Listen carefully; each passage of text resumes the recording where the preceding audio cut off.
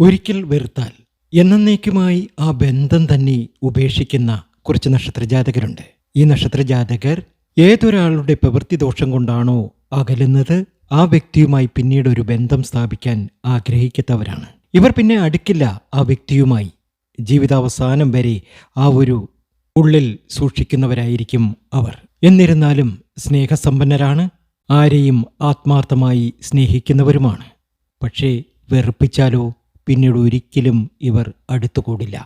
ആ നക്ഷത്രജാതകർ ഇവരാണ്: കാർത്തിക, പുണർതം, പൂയം, അത്തം, അനിഴം, തിരുവോണം, ചതയം, രേവതി.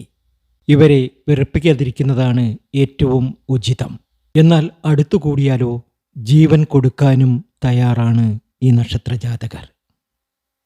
ഓം നമഃ ശിവായ എന്ന് കമന്റ് ബോക്സിൽ ഒന്ന് കുറിക്കാൻ മറക്കരുതേ.